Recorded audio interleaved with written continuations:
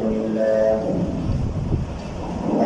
لله نحمده ونستعينه ونستغفره ونؤمن به ونتوكل عليه ونعوذ بالله من شرور أنفسنا ومن سيئات أعمالنا من يهده الله فلا مضل له ومن يضلل فلا هادي له وأشهد أن لا إله إلا الله وحده لا شريك له وأشهد أن محمدا عبده ورسوله أما بعد فأعوذ بالله من الشيطان الرجيم بسم الله الرحمن الرحيم وعهدنا إلى إبراهيم وإسماعيل أن طهرا بيتي للطائفين والعاكفين والركع السجود قال رسول الله صلى الله عليه وسلم من يتكلف عشرا في رمضان كان كحجتين وعمرتين أو كما قال عليه السلام صدق الله عليه وسلم رسوله النبي الكريم الأمين قال الله تبارك وتعالى في شأن حبيبه مخبرا وآمرا إن الله وملائكته يصلون على النبي يا أيها الذين آمنوا صلوا عليه وسلموا تسليما تمام الله تبارك وتعالى الصلاة والسلام عليك يا رسول الله وعلى آله وأصحابه أجمعين اللهم صل وسلم دائما أبدا على حبيبك خير الخلق كلهم هو الحبيب الذي ترجى شفاعته لكل مؤمن من الأوائل والرحيم صلى الله تعالى على خلقه والماشي محمد وآله وأصحابه أجمعين. واجب الاحترام حاضرین و ناظرین و ناظرات السلام علیکم ورحمۃ اللہ وبرکاتہ. جیسا کہ آپ حضرات کو معلوم ہے آج رات سے خوش نصیب لوگ اعتکاف کے لیے اپنے اپنے علاقے کی مسجد کے اندر تشریف فرما ہوں گے. اس لیے میں نے اعتکاف کی اہمیت اور اس کی فضیلت کے متعلق کچھ باتیں عرض کرنی ہیں. دعا فرمائے اللہ مجھ کو حق کرنے کی توفیق عطا فرمائے اور ہم سب کو اس پر عمل پیدا ہونے کی بھی توفیق عطا فرمائے. پہلے بارے میں اللہ تبارک و تعالیٰ نے ارشاد فرمایا وَعَهِدْنَا إِلَىٰ إِبْرَاهِيمَ وَإِسْمَاعِيلَ أَن طَهِّرَا بَيْتِيَ لِلطَّائِفِينَ وَالْعَاكِفِينَ وَالرُّكَّعِ السُّجُودِ. ہم نے حضرت ابراہیم اور حضرت اسماعیل علی نبینا وعلیہ السلام سے یہ عہد لیا, انہیں تاکیدی حکم دیا اس بات کا کہ تم میرے گھر بیت اللہ شریف کعبہ شریف مسجد حرام کو خوب صاف ستھرا کرو. اس لیے للطائفین طواف کرنے والوں کے لیے والعاکفین اور اعتکاف کرنے والوں کے لیے والرکع السجود رکوع سجود کرنے والوں کے لیے. اس آیت میں جو سب سے پہلی اہم بات اللہ پاک نے بیان فرمائی وہ یہ کہ اللہ تعالیٰ کے گھر کو صاف ستھرا رکھنا اللہ کے نبیوں کو بھی حکم ہے، اللہ کے نبیوں کو حکم ہے۔ اللہ نے خود فرمایا اے اسماعیل ابراہیم تم میرے گھر کو صاف ستھرا رکھو اور اس کی صفائی کو رکھو۔ جس سے معلوم ہوا مسجد کی صفائی کرنے والا اللہ تعالیٰ کے ہاں بہت بڑے مرتبے والا ہے۔ اگرچہ ہمارے ہاں مسجد کے خادم، مسجد کی صفائی کرنے والے اور مؤذن کی کوئی حیثیت ہماری نظروں میں نہیں ہوتی، لیکن یاد رکھیے مسجد کی صفائی کرنے والا اور مسجد کی دیکھ بھال کرنے والا، مسجد کا چاہے وہ متولی ہو، چاہے وہ صدر ہو، چاہے وہ خزانچی ہو، چاہے وہ مسجد کا صفائی کرنے والا ہو، اللہ تعالیٰ کے ہاں ان سب کا بہت بڑا مرتبہ ہے۔ اور اللہ تعالیٰ اپنے گھر کی صفائی کے لیے اپنے خاص بندوں کو چنتا ہے۔ ہر ایک کے نصیب میں اللہ تعالیٰ کے گھر مسجد کی صفائی نہیں ہوتی، اور ہر ایک کے قسمت میں مسجد کا متولی ہونا، صدر ہونا، خزانچی ہونا، خادم ہونا نہیں ہوتا۔ تو اس لیے یہ ذرا سبق لیتے چلیے کہ مسجد کی صفائی کرنا یہ ایک ایسا اہم کام ہے جو اللہ پاک اپنے محبوب بندوں کو عطا فرماتا ہے۔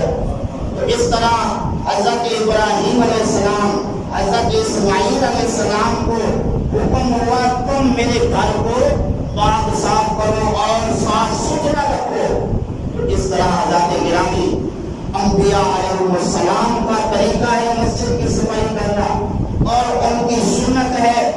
حضرت ابراہیم علیہ السلام نے صفائی فرمائی، حضرت اسماعیل علیہ السلام نے مسجد کی صفائی فرمائی، ہمارے آقا کریم صلی اللہ علیہ وسلم نے مسجد کی صفائی فرمائی۔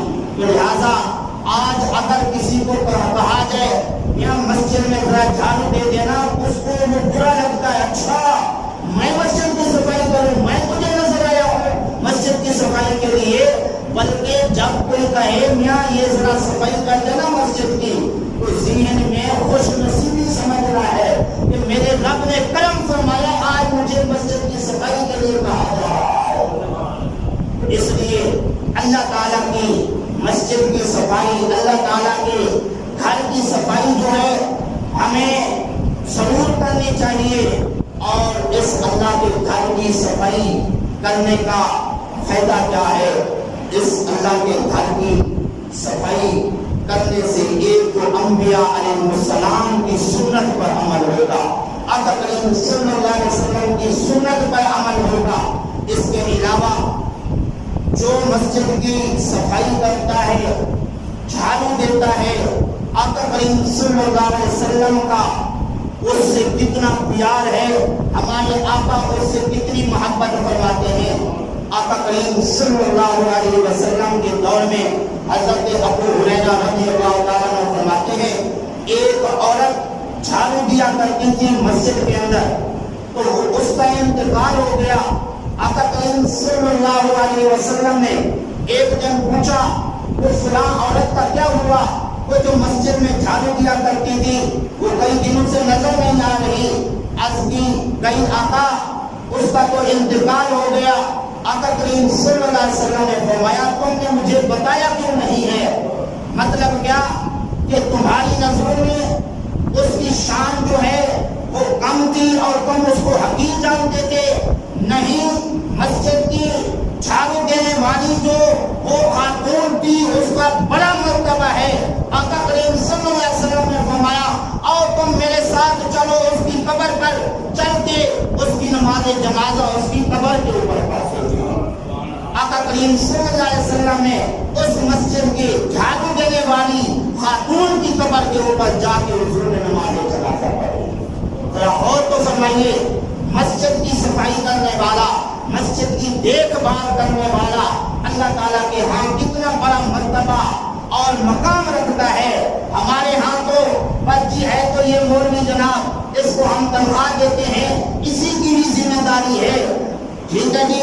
تو ہمارا ادھر کیا کام مسجد کی صفائی کرنا، اور اس طرح مسجد کی صفائی کے لیے نہ جانے کے مولوی صاحب کو خادم کو کتنا ڈانٹا جاتا ہے. بھائی مولوی صاحب کی جس طرح ذمہ داری ہے تو محلے داروں کی بھی تو ہے، نمازیوں کی بھی تو ہے کہ اللہ نے تمہیں بھی آنکھیں دی ہیں، پاؤں دیے ہیں، ہاتھ دیے ہیں، تم بھی تو صفائی کر سکتے ہو.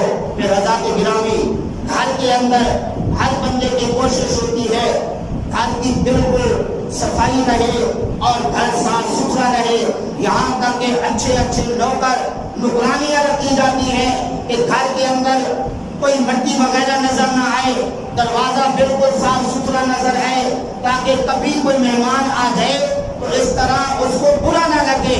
لیکن اپنے گھر کی صفائی کا تو اتنا خیال کہ نوکر رکھتے ہیں 25-30 ہزار 40 ہزار اس کو دیتے ہیں اپنے گھر کی صفائی کے لیے، لیکن مسجد کا مولوی مسجد کا خادم اس کو کتنی تنخواہ دیتے ہیں اور مسجد کی صفائی کا کتنا خیال رکھتے ہیں.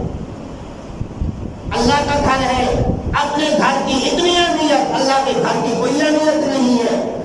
اپنے گھر کی صفائی کے لیے ہزاروں روپے اور اس نوکر کی ساری ضروریات پوری کرتے ہیں. مسجد کے خادم مسجد کے مؤذن کو کتنی تنخواہ دیتے ہیں. بہرحال مسجد اللہ کا گھر ہے، اس کی صفائی جس طرح ذمہ داری مولوی صاحب کی ہے، مؤذن صاحب کی ہے، خادم کی ہے، اسی طرح ہر ایک کی یہ ڈیوٹی ہے کہ مسجد کے جس کونے میں دیکھے کوئی ایسی چیز نظر آئے جو مسجد کی شان کے خلاف ہو تو اس طرح وہ دور کرے اور خود جو ہے وہ صفائی کر دیا کرے. اس لیے کہ ہمارے آقا کریم صلی اللہ علیہ وسلم کی بھی سنت ہے، انبیاء علیہ السلام کی بھی سنت ہے مسجد کی صفائی کرنا. اور کچھ لوگ جب مسجد کی انتظامیہ میں آتے ہیں ان کی پہلے والی کیفیت نہیں رہتی. وہ سمجھتے ہیں ہم پورے محلے کے ٹھیکیدار ہو گئے ہیں، اب ہماری مرضی ہے، ہماری من مانی ہے، جو کچھ ہم کریں ہماری مرضی چلے گی. یاد رکھیے جو بندہ مسجد کی انتظامیہ میں آتا ہے، مسجد کا متولی بنتا ہے، مسجد کا خادم بنتا ہے، اس کے دل کے اندر تکبر نہیں آنا چاہیے بلکہ اپنے آپ کو سطح نہ سمجھے، مسجد کا متولی نہ سمجھے بلکہ اللہ کے گھر کا اپنے آپ کو خادم سمجھے کہ میرے رب نے کرم فرمایا ہے، مجھے اپنے گھر کی خدمت کے لیے موقع عطا فرما دیا ہے. اس لیے ادھر تو خیر ایسا نہیں ہوگا، اور اکثر مسجدوں میں یہی دیکھا ہے کہ جو مسجد کی انتظامیہ کے لوگ ہوتے ہیں ان کے ذہن میں امام کی کوئی حیثیت نہیں ہوتی، مؤذن کی کوئی حیثیت نہیں ہوتی، وہ اس کو عام نوکر سے بھی گیا گزرا سمجھتے ہیں، امام کو بھی مؤذن کو بھی. حضرات گرامی یہ امام ہے اور یہ مؤذن ہے جس کی شان اور مقام اللہ تعالیٰ کے ہاں کتنا ہے. آئیے ذرا غور سے سنیے.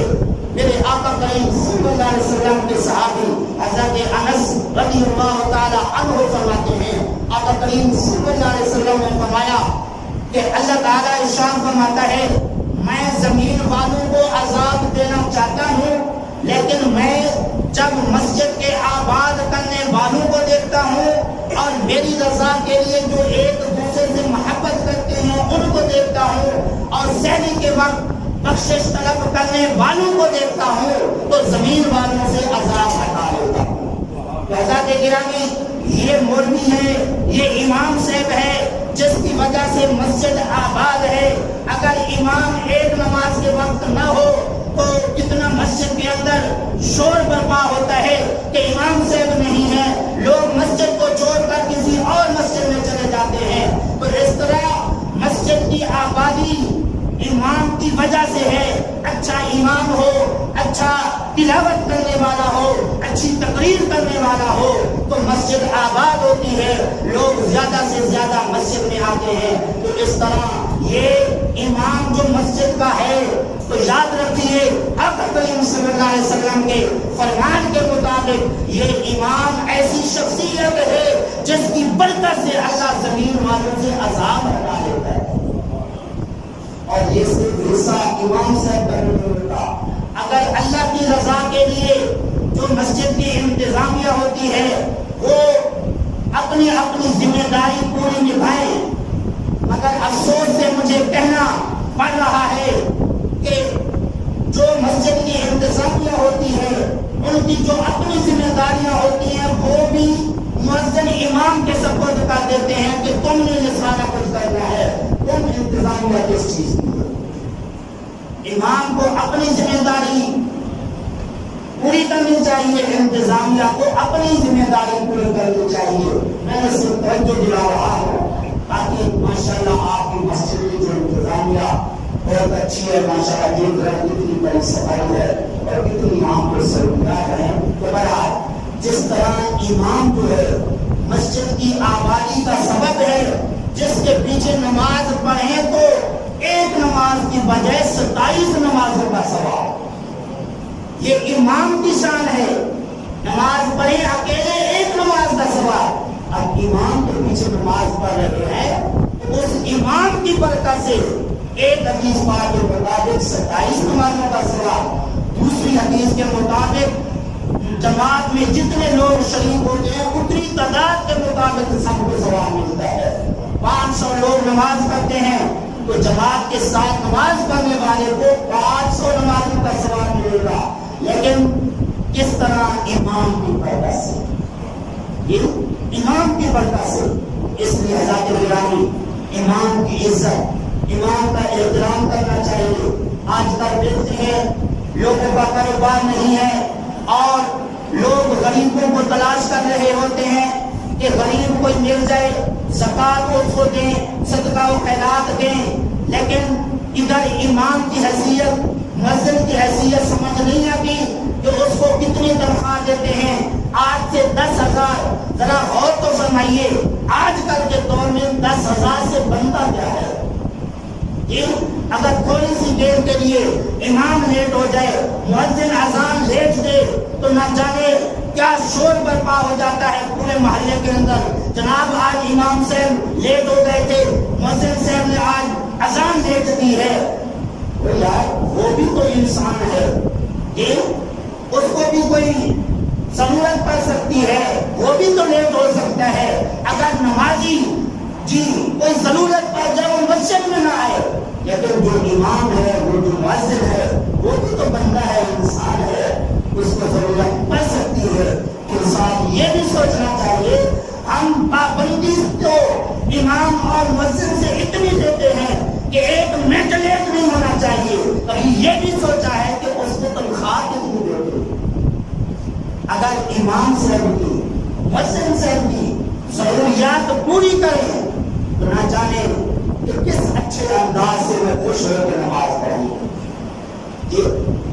معاشی طور پہ جب امام پریشان ہوگا تو یاد رکھیے وہ بھی نماز کے اندر پریشان ہوگا، توجہ اس کی اپنی معاش کی طرف ہوگی، خشوع و خضوع کے ساتھ نماز نہیں پڑھے گا، آخر کار نماز کے اندر بھول جائے گا۔ پھر ہم کہیں گے امام بھولتا ہے۔ پہلے جو لوگ تھے نا، ایک بادشاہ گزرا ہے، عالمگیر بادشاہ، اس کے امام صاحب نماز کے اندر بھول گئے۔ امام صاحب نے سے پوچھا آپ کیوں بھولے، کیا وجہ بنی؟ امام صاحب نے بتایا کہ چونکہ تنخواہ میری کم ہے، معاشی طور پر میں پریشان تھا، بس اسی فکر میں نماز کے اندر تھا، نماز کے اندر بھول گیا۔ اب بادشاہ نے یہ بھی کہا بہت ٹھیک ہے کہ صاحب ہم اور ایمان لاتے ہیں تو اتنی تنخواہ پائے گا۔ بادشاہ نے کہا ٹھیک ہے، جتنی آپ کو ضرورت ہے نا تنخواہ ہم اتنی بڑھا دیتے ہیں، اتنی تنخواہ بڑھا دیتے ہیں تاکہ آئندہ نماز کے اندر آپ کو بھول واقع نہ ہو۔ لیکن آج ہمارے ہاں کیا ہوتا ہے، ایک دو دفعہ ایمان بھول جائے کہتے ہیں نیا امام لے آؤ جناب، یہ اب پرانا ہو گیا ہے، یہ زیادہ بھولنے لگ پڑا ہے، اس لیے اس کی چھٹی طرح کوئی اور امام لے آؤ۔ لیکن یہ نہیں دیکھنا، یہ نہیں سوچنا کہ امام بھولا کیوں ہے، اس کو بھول کیوں واقع ہوئی ہے، کوئی وجہ تو اس سے پوچھیں اور اس کی وجہ سن کے پھر وہ دور بھی کریں۔ حضرت گرامی میں عرض کر رہا تھا، اللہ نے فرمایا حضرت اسماعیل اور حضرت ابراہیم علیہ السلام کو تم میرے گھر کو صاف ستھرا رکھو، جس کے لیے طواف کرنے والوں کے لیے اور اعتکاف کرنے والوں کے لیے، رکوع سجود کرنے والوں کے لیے، تو معلوم ہوا جو مسجد کے متولی ہوتے ہیں، مسجد کی انتظامیہ ہوتی ہے، ان کا کام ہے کہ وہ ہر وقت دیکھیں مسجد کی کتنی صفائی ہوئی ہے، مسجد کے اندر کیا کیا سہولیات جو ہے وہ ضرورت ہے، وہ سہولیات جو ہے وہ مسجد کے اندر جو ہے وہ مہیا کریں۔ اور ان کو چونکہ اللہ کی طرف سے مسجد کا متولی صدر انتظامیہ منتخب کیا گیا ہے، اس لیے وہ اپنی ذمہ داریاں جو ہیں پوری کریں اور اپنی ذمہ داریوں کو نبھائیں۔ اور پھر جو بندہ مسجد کے اندر جو ضرورت ہوتی ہے، ضرورت کی چیز جو ہے وہ مسجد کے اندر مہیا کرتا ہے، تو اس سہولت کے مطابق اس کو اللہ ثواب عطا فرماتا ہے۔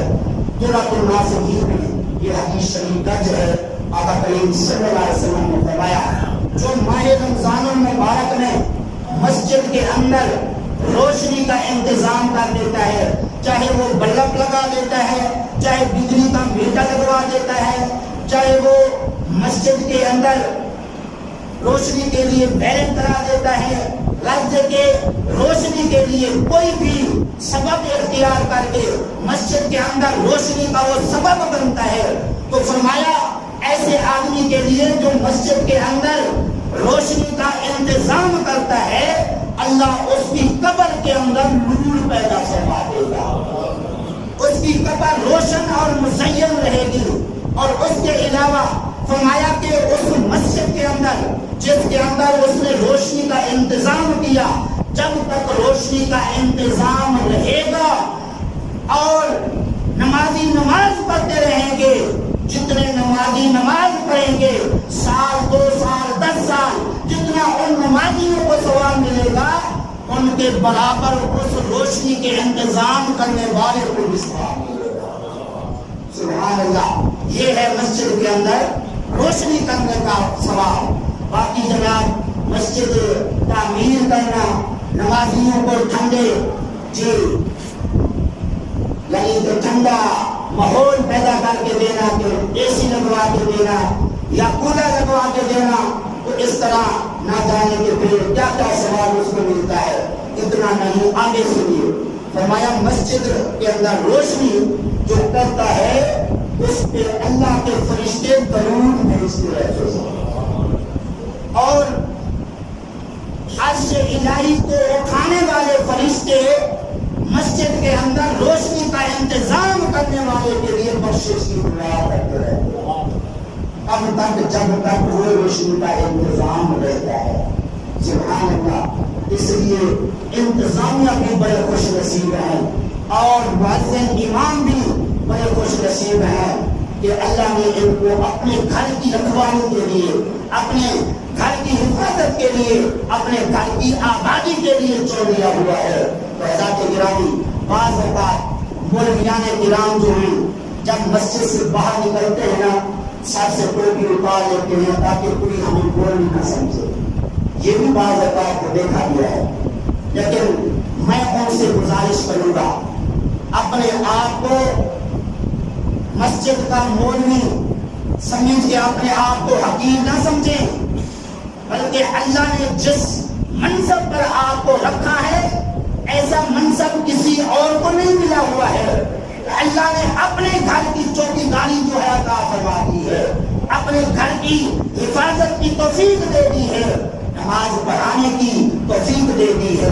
یہ جو حضرات گرامی، کبھی پھر موقع ملا تو عرض کروں گا کہ صحابہ کرام مسجد کے امام کی کتنی ویلیو سمجھتے تھے، کتنی عزت کرتے تھے۔ بہرحال میں عرض کر رہا تھا، اللہ نے فرمایا اے اسماعیل، اے ابراہیم، تم میرے گھر بیت اللہ شریف کی صفائی ستھرائی رکھو. ان کے لیے جو لوگ طواف کرنے ہیں، جو اعتکاف کریں گے، نماز پڑھیں گے، تو پتہ چلا کہ اعتکاف کرنے والے لوگوں کے لیے بھی مسجد کے اندر سہولیات مہیا کرنی چاہیے کہ جس سے مسجد کی صفائی بھی رہے، اور باقی جو اعتکاف والوں کے لیے سہولیات ہیں آپ اچھی طرح جانتے ہیں، وہ بھی مہیا کریں، کیونکہ آج شام کو لوگ بیٹھ جائیں گے. اس لیے اب دیکھیں کہ کیا کیا یہاں کی ضرورت ہے، وہ ضرورت جو ہے ان اعتکاف والوں کے لیے مہیا کریں. باقی دوسری بات جو اس آیت سے معلوم ہوئی وہ یہ کہ اعتکاف جو ہے یہ بڑی پرانی عبادت ہے. یہ صرف ہمارے دین اسلام میں اور ہماری شریعت میں نہیں، بلکہ یہ تو حضرت ابراہیم علیہ السلام کے دور سے اعتکاف کی عبادت جو ہے وہ چلی آ رہی ہے. اس لیے اللہ نے فرمایا اعتکاف کرنے والوں کے لیے میرے گھر کو صاف ستھرا کر دے. اس طرح یہ جو اعتکاف ہے حضرت ابراہیم علیہ السلام نے کیا، حضرت اسماعیل علیہ السلام نے کیا، حضرت موسیٰ علیہ السلام نے کیا. حضرت موسیٰ علیہ السلام جب تورات لینے کے لیے وہ طور پر گئے تو وہاں پہ 40 دن کا اعتکاف کیا. ہمارے آقا کریم صلی اللہ علیہ وسلم نے اعلان نبوت سے پہلے بھی اعتکاف فرمایا اور اعلان نبوت کے بعد بھی اعتکاف فرمایا. 6 ماہ غار حرا میں ہمارے آقا کریم صلی اللہ علیہ وسلم اعتکاف کرتے رہے. جب تک اعلان نبوت نہیں فرمایا تھا، قرآن نازل نہیں ہوا تھا، وحی نہیں آئی تھی، اس وقت تک 6 مہینے آقا کریم صلی اللہ علیہ وسلم نے غار حرا میں اعتکاف فرمایا. پھر جب اعلان نبوت فرمایا، اعلان نبوت کے بعد ہمارے آقا کریم صلی اللہ علیہ وسلم نے اعتکاف فرمایا. اور اس اعتکاف کو آقا کریم صلی اللہ علیہ وسلم نے اپنے ظہری نصاب تک جو ہے کبھی چھوڑا نہیں ہے. جیسا کہ ابن ماجہ شریف میں، مشکوہ شریف میں یہ حدیث ہے. حضرت عائشہ صدیقہ رضی اللہ عنہا فرماتی ہیں کانا یعتکف فی العشر الاواخر. آقا کریم صلی اللہ علیہ وسلم آخری عشرے کا اعتکاف فرماتے رہے ہیں. کس آخری عشرے کا؟ من رمضان، ماہ رمضان کے آخری عشرے کا. کب تک؟ حتی توفاہ اللہ، یہاں تک کہ اللہ نے آپ کو وفات دے دی. یعنی آقا کریم صلی اللہ علیہ وسلم اپنی وصال تک جو ہے وہ اعتکاف کرتے رہے. تو معلوم ہوا یہ اعتکاف جو ہے ایسی پیاری عبادت ہے جس کو آقا کریم صلی اللہ علیہ وسلم نے اعلان نبوت سے پہلے بھی کیا اور اعلان نبوت کے بعد بھی کیا. اور بلکہ آقا کریم صلی اللہ علیہ وسلم سے ایک مرتبہ سفر میں ہونے کی وجہ سے اعتکاف نہیں ہو سکا. اگلے سال آقا کریم صلی اللہ علیہ وسلم نے 20 دن کا اعتکاف کیا. تو یعنی 10 دن کا وہ جو پہلے نہیں کر سکے اور 10 دن کا اسی رمضان کا.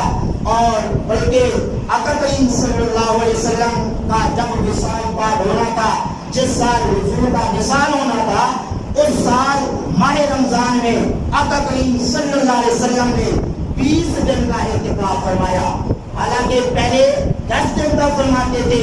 قرآن پاک بھی دور ایک مرتبہ حضرت جبریل سے فرماتے، لیکن وصال والے سال آقا کریم صلی اللہ علیہ وسلم نے حضرت جبریل سے قرآن پاک بھی 2 مرتبہ دور فرمایا، اعتکاف بھی 20 دن کا کیا.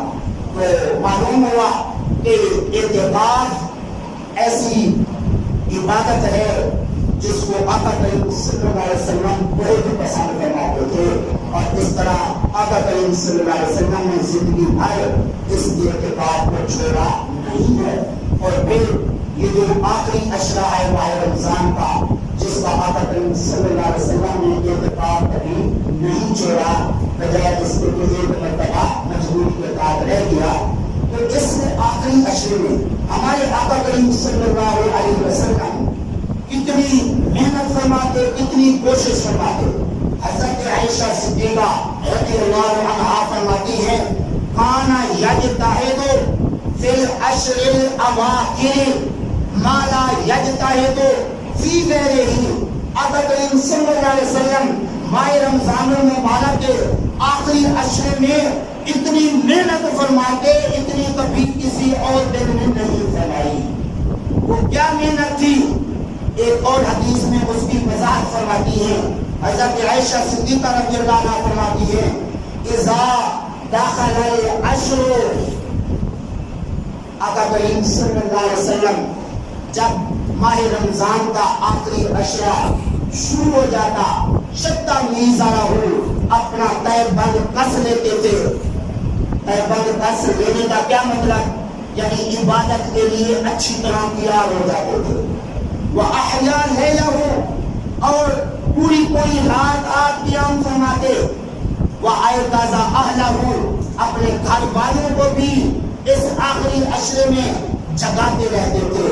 تو معلوم ہوا آخری عشرے کے اندر بہت زیادہ ہمیں محنت کرنے کی ضرورت ہے، زیادہ سے زیادہ عبادت کرنے کی ضرورت ہے، اپنے گھر والوں کو بھی عبادت کے لیے جگانے کی ضرورت ہے.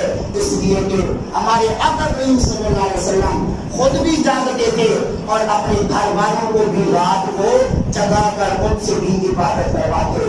بلکہ صرف اس آخری عشرے میں بھی نہیں بلکہ سال بھر رات کو خود بھی اٹھنا چاہیے تہجد کے لیے، اپنے گھر والوں کو بھی اٹھانا چاہیے. ہمارے آقا کریم صلی اللہ علیہ وسلم کا فرمان ہے اللہ تعالیٰ اس شخص پر رحم فرمائے جو رات کو خود تہجد کے لیے اٹھتا ہے، اپنی بیوی کو بھی اٹھاتا ہے، اگر وہ نہ اٹھے تو پانی کے چھٹے مار کے اس کو بھی بیدار کرتا ہے. اللہ اس پہ رحم فرمائے. اسی طرح فرمایا اس عورت پر بھی اللہ رحم فرمائے جو خود تہجد گزار ہے، اپنے شوہر کو بھی اٹھاتی ہے، نہ اٹھے تو پانی کے چھٹے مار کے اس کو بھی بیدار کر کے اس سے بھی نماز تہجد پڑھواتی ہے. اس طرح حضور کی اس دعا کا وہ بندہ مستحق ہو جائے گا جو رات کو اٹھے اور اپنی بیوی کو بھی اٹھائے یا بیوی اپنے خاوند کو اٹھائے تہجد کی نماز کے لیے. تو بہرحال ہمارے آقا کریم صلی اللہ علیہ وسلم کی جو سنت ہے آخری عشرے کے اندر زیادہ سے زیادہ عبادت کرنا وہ کوشش کرنی چاہیے. خصوصاً جو اعتکاف والے لوگ ہیں نا، میں تو جس مسجد میں دیکھا ہے، ویسے میں آپ کی بات کر رہا ہوں، آپ اچھی طرح جانتے ہیں اعتکاف کے لیے شاید لوگ اس لیے بیٹھتے ہیں کہ یہاں پہ کھانا وانا بہت زیادہ ملے گا. بلکہ ایک مسجد میں تھا، ویسے میں افسوس کا ہو یا ویسے خبر سمجھو، ایک مسجد میں تھا بلال گنج کے اندر، وہاں پہ دیکھا اعتکاف کرنے والوں کے لیے جناب کہیں دیسی مرغیاں آ رہی ہیں، جناب بکرے آ رہے ہیں، جناب فلاں چیز آ رہی ہے. وہ رات جب صبح کو کھا پی کے جناب ساری رات سارا دن جناب سو رہے. میں نے کہا یار یہ اعتکاف کا تقاضا تو نہیں ہے، اعتکاف کے لیے آئے ہیں اللہ کو راضی کرنے کے لیے، یہاں پہ عبادت کریں، تلاوت کریں، ذکر اذکار کریں، یہاں پہ کھانے کے لیے تو آپ لوگ نہیں ہیں. اتنی سی بات کرنے سے میری مسجد سے چھٹی ہو گئی. کہتے تم نے ایسی بات کی کیوں ہے؟ ہماری مرضی ہے، تم ہمارے امام ہو، ہمارے نوکر ہو، ہم تمہیں تنخواہ دیتے ہیں، تمہیں کیسی ضرورت ہوئی ہے ایسی بات کرنے کی؟ ذرا غور فرمائیں. آقا کریم صلی اللہ علیہ وسلم آخری عشرہ اس حال میں گزاریں، ساری رات جاگ کے اللہ کی عبادت کریں، اپنے گھر والوں کو جگائیں، ان سے عبادت کروائیں. لیکن اللہ کے گھر میں بیٹھ کے کھانے پینے کا پروگرام ہی کرنا ہے تو پھر گھر نہیں ہے. اللہ کا گھر کھانے کے لیے تو نہیں ہے، یہاں اللہ کی عبادت کے لیے ہے. تو جو اعتکاف کا حق ادا کرتا ہے جی تو اس کے لیے کیا ہے، آئیے ذرا سنیے. حضرت امام حسین رضی اللہ تعالی عنہ آقا کریم صلی اللہ علیہ وسلم سے یہ ارشاد بات نقل فرماتے ہیں. آقا کریم صلی اللہ علیہ وسلم نے فرمایا من اعتکف عشرا فی رمضان کان حجتین و عمرتین، کہ جو شخص ماہ رمضان المبارک کے عشرے کا یعنی آخری عشرے کا اعتکاف کرے گا اسے 2 حج اور 2 عمروں کا ثواب ملے گا. 2 حج اور 2 عمروں کا ثواب ملے گا. وہ 2 حج اور 2 عمرے چاہے ویسے کرنے چاہے پیسے بھی لگیں گے نہ جانے قبول بھی ہو یا نہ ہو.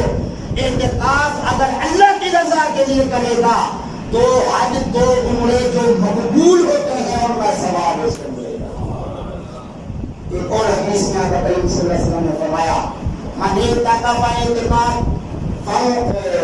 ایمان و احتسابا غفر له ما تقدم من ذنبه. جو ثواب کی نیت سے اللہ کی رضا کے لیے ایمان کی حالت میں اعتکاف کرے گا اس کے پچھلے سارے گناہ بخش دیے جائیں گے. سبحان اللہ.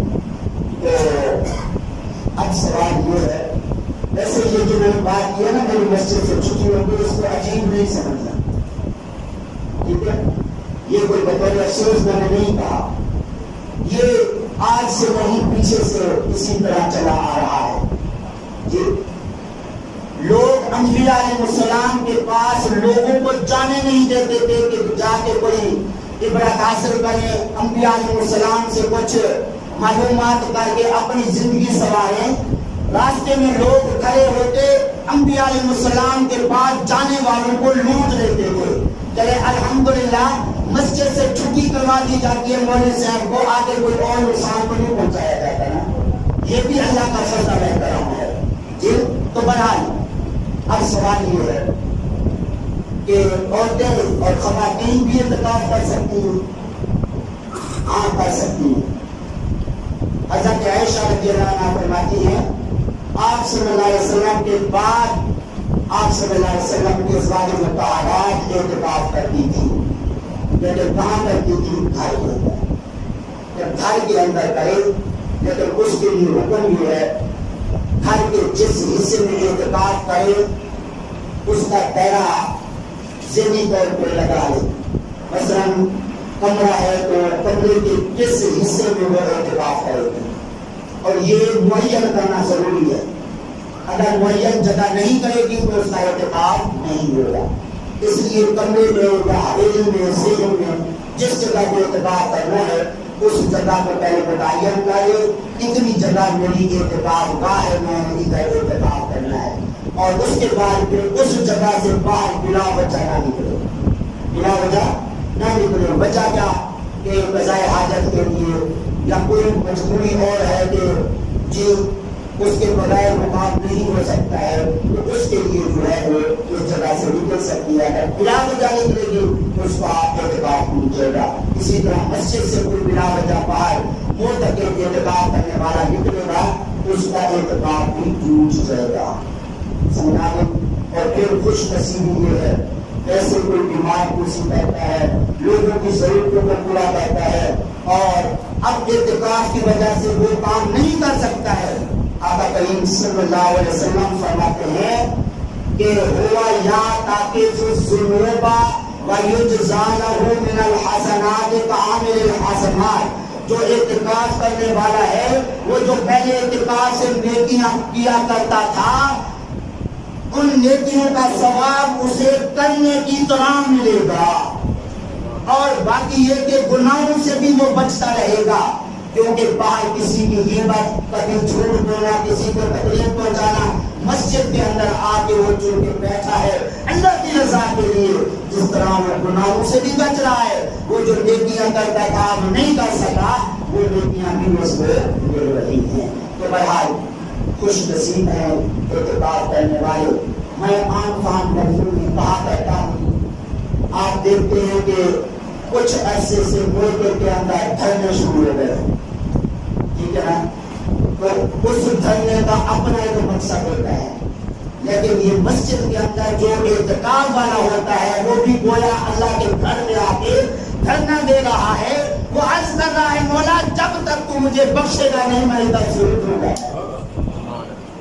جب تک میری بخشش نہیں ہوگی میں ادھر سے جاؤں گا بھی نہیں. مقصد یہ ہوتا ہے اعتکاف کا, نہ کہ کھانے پینے کا اور باقی چیزوں کو استعمال کرنے کا.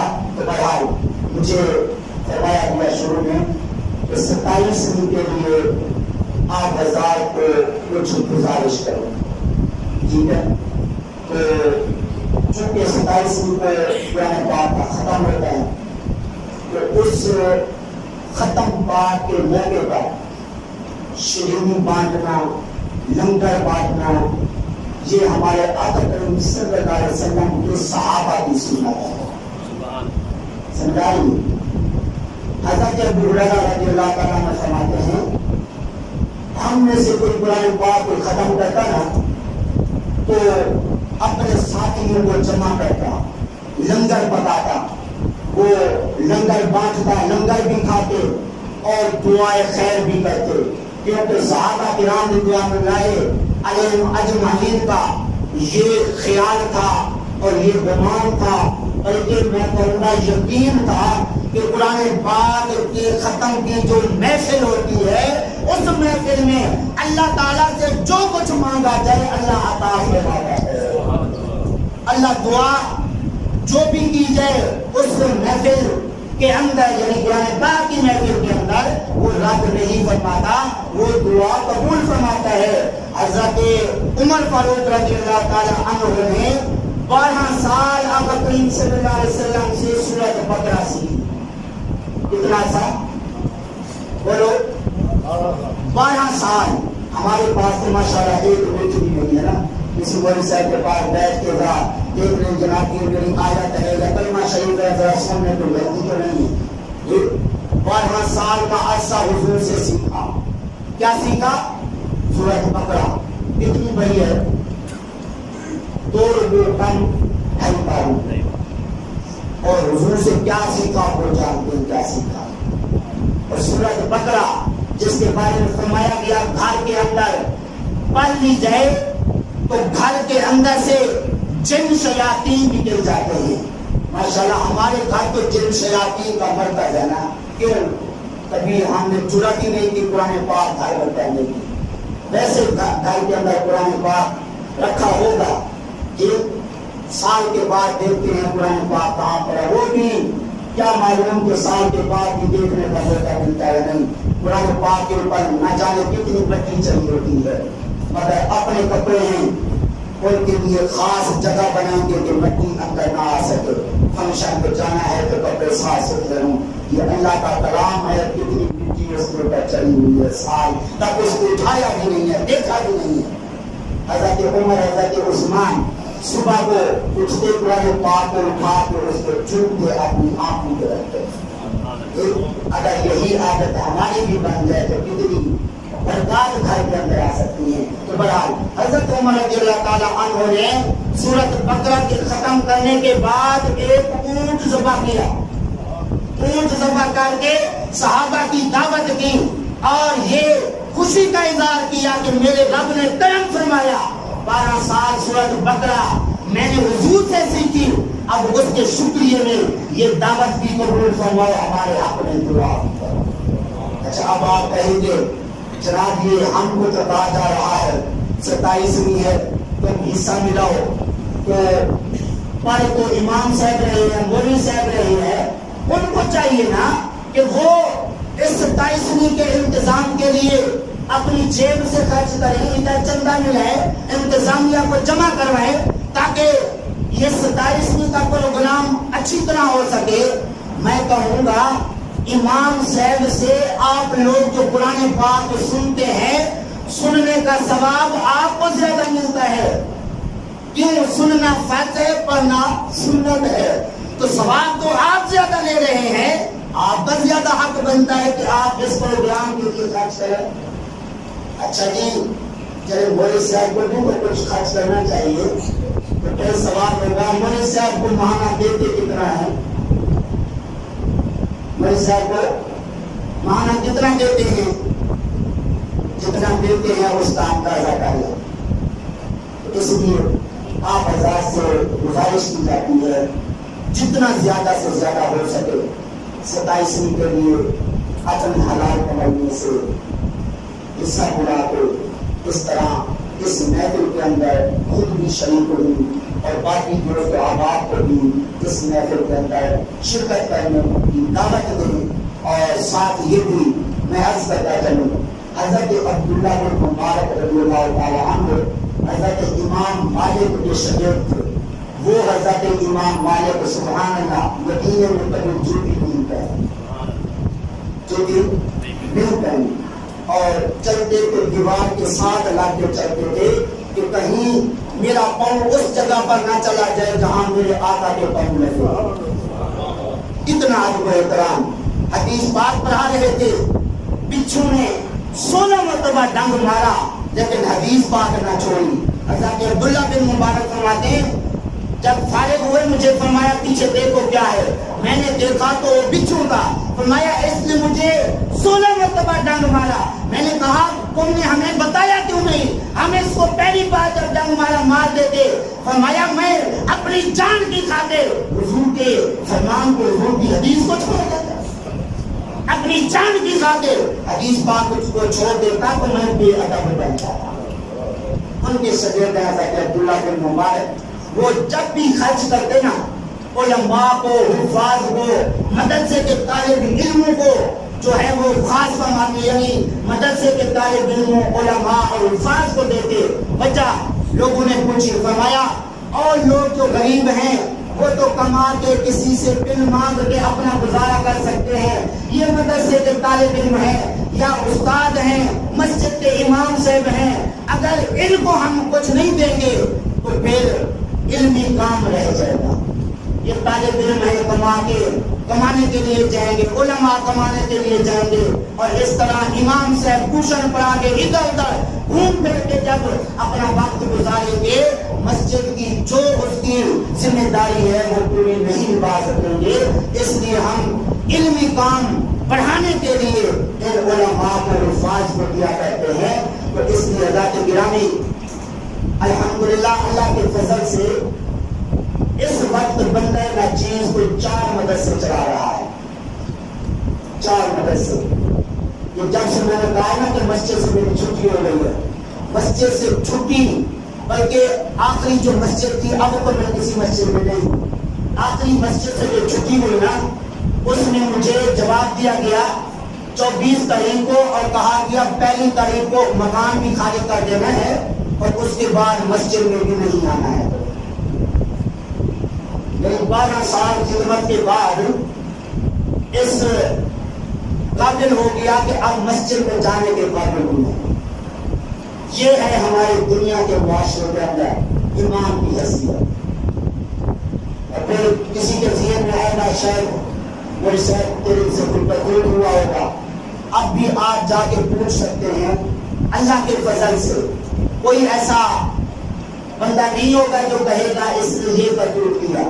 ہاں البتہ یہ ہے مدرسہ بنا دیا ہے تو یہ کہا جا رہا ہے, کہا جاتا رہے گا کہ مولوی صاحب 10,000 روپیہ تنخواہ لیتا تھا تو یہ اتنا بڑا مدرسہ کہاں سے بنا لیا. یہ مسجد کے پیسے لگا, مسجد کی انتظامیہ الگ, خزانچی الگ, میرا اس سے کوئی تعلق بھی نہیں. لیکن کیا وجہ کہ مدرسہ مولوی صاحب ہمارا محلے دار ہو گیا 10,000 روپے والا.